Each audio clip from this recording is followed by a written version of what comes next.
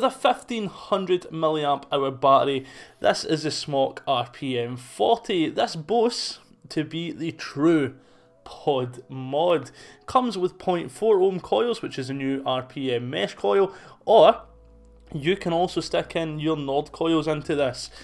But how do I rate it? Let's start off with the simple things. How does it look first off? I've given you quite a good close-up in the intro there.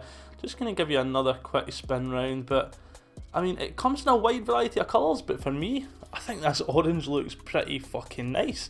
I think it looks pretty awesome. The little kind of, I don't know what you call this design in each side of it, looks good. Nice black glossy screen. The screen there as well, we'll zoom in again. That is in really nice colour there. Also interchangeable. You can change the colours to match the device pretty much.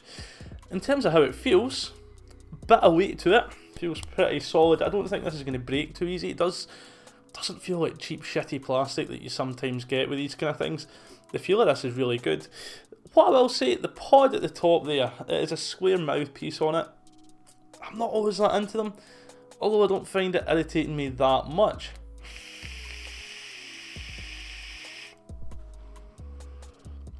It's not quite as annoying as you'd think it is. I find myself getting used to it, and yeah, I can put up with it absolutely no problem.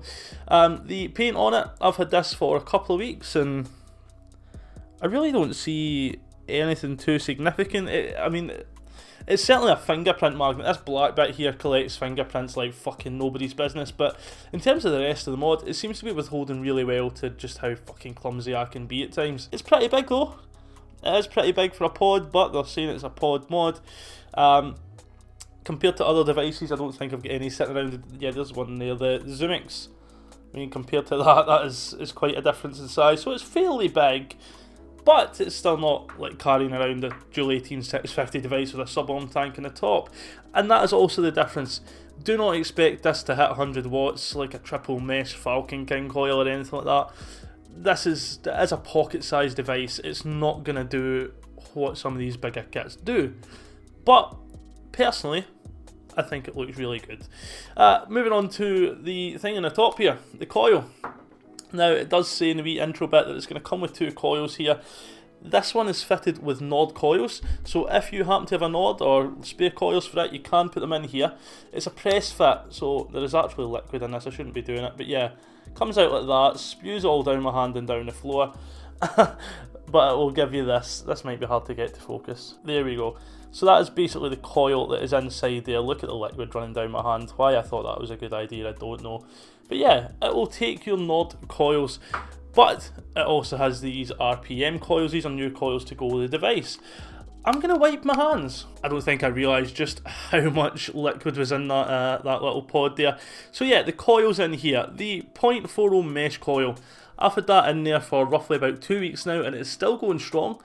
It is not giving me any burnt flavours as of yet. The 0.6, it's kind of hard to say. I haven't used that as much, but the 0.6 Nord coils have been about for a while, so I think we already know they are okay. They do what they're supposed to do. But yeah. The 0.4 in here is pretty fucking good actually. Cloud production on it.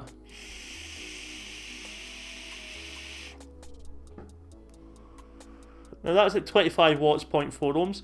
Let's put it up to the 40 watts.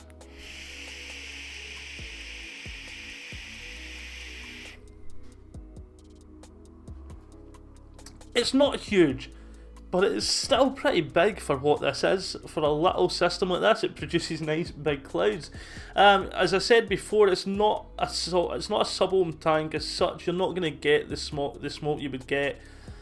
This is because it's a SMOK product. You're not going to get the vapor that you would get from your RTAs or your sub-ohm tanks, but it still is a pretty fucking good attempt at it. But the flavour, the flavour for this is, I can't fault it. It's crisp, it's clear, it's a good representation of the flavours that you're vaping. I can't really fault the flavour in this.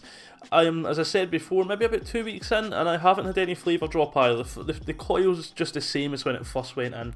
Both of the coils do have more of a restricted direct to lung, I would say. Mouth to lung for me, it just doesn't do that well. The flavour's still there, but yeah, it's just too open and too airy. Filling these pods, as I showed you in the startup as well, is really easy. pull open the flaps and fill it up. Absolutely simple.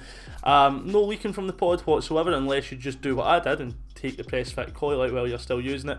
It doesn't leak. Maybe slight condensation, so just keep a wee eye on the pins.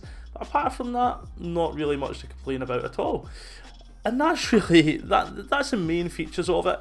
If I was gonna go down the route of extra cons that I would add in, possibly that you can't adjust that airflow. For me, I'd like to have been able to close it down for those mouth to lung style things. You can cover up the air hole and kind of vape on it then, but even it's just too loose. You'd have to have 2 fucking fingers over there and press it like that, which just doesn't work. Charging time, it's roughly about 1.5 hours and a 1 amp charge. Be nice if they could have put a 2 amp in there. I don't know if they would have to have upgraded the USB in the bottom to do that, but it would have been nice to have that as well, just to get it a wee bit quicker. But the battery life on it, it lasts me all day. I can take this to work. That's sitting right now at 25 watts. I usually jump up to about 30 watts in a 0.4 ohm coil, and yeah, I can easily get a shift out of this, no problems at all. What you guys do need to look out for is the RBA coming to this. It's going to have a rebuildable deck on it eventually, supposedly, and that could be a game changer.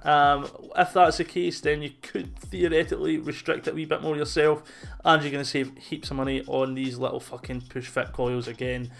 So overall, as a direct to lung device, I really like it.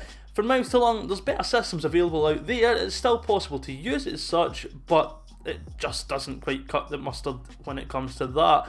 But yeah, direct to lung, absolutely amazing. I purchased this myself, and I'd be happy to spend that money again on this little device. It's just handy to have around. There are other options coming out in terms of Voopoo products and things like that, so it might be worth a look there. And as I always say, have a wee look at other reviewers' opinions on these kind of things as well. It's nice to get a kind of overview from everybody rather than just sticking to one person. But yeah, overall, the pros far outweigh the cons in this little device, and I fucking like it.